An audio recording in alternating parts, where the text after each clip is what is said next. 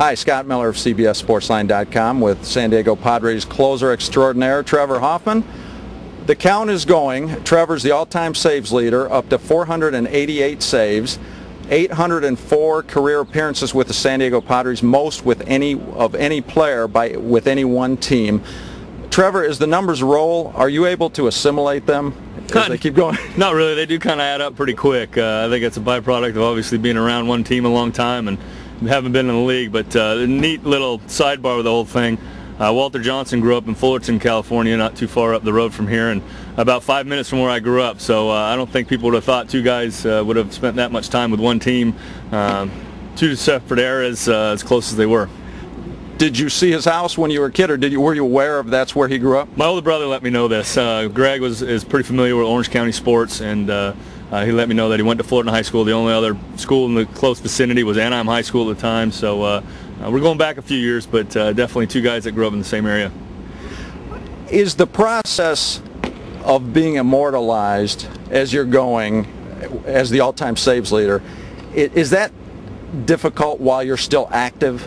I think it's more difficult while you're active. Not to toot your own horn, but I've always been taught to be humble and let other people praise you, and self-praise stinks. So it's difficult in a situation where things are happening, they're constantly accruing, and you are getting a lot of accolades. I mean, I'm the anchor in that bullpen right now. I mean, with the numbers-wise, the guys are doing such a great job. It's kind of hard to sit here and constantly get the accolades when it's really been a great group effort down there, and the starting pitch has been awesome, and we've moved on from the record, and we're in the middle of another season trying to win another championship. So it's not just one story here by any means.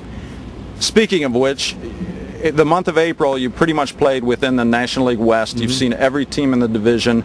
How do you assess things right now? I think it's going to be tight. I think it's going to be tight all the way through. I think we've caught in teams in good times for us and teams that are hot. I think depth-wise, everybody's lineup is strong, has speed, power, youth, veteran influences.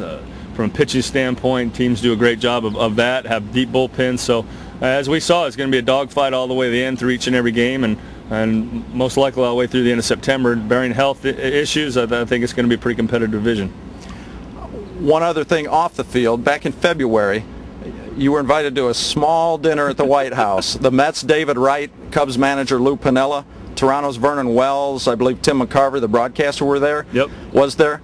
How was that? What was that dinner like? What was that night like? Well, it being such a small dinner party was a little intimidating. I mean, you couldn't sit in a corner and really hide, that's for sure. So, but I did a pretty good job of being in the corner and not saying too much and taking in some of the conversations that were had. But what an opportunity. I mean, if there's perks that come along with doing some things in the game, that was definitely one of them. To have the opportunity to meet the First Lady and Mr. President, to have dinner with them, spend some time in a couple hours with them privately in the White House, eating in the Red Room, having a tour of the Oval Office, just kind of a dream come true. Did you clean your plate? Absolutely. Didn't leave a speck on it. Last question. A year ago, when you broke the all-time saves record, I wrote that among other things, I said Trevor Hoffman's keeping AC/DC relevant. The theme song when Trevor comes in is Hell's Bells every time at Petco Park.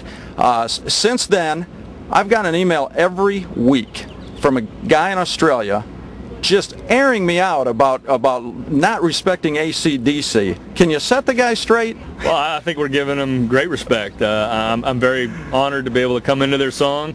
I think it's one of the greatest rock bands of all time. Obviously, been immortalized in Cleveland in the Hall of Fame. Just a great song to be able to come into. I'm privileged to be able to do that. Trevor, thank you very much. Thanks for having me.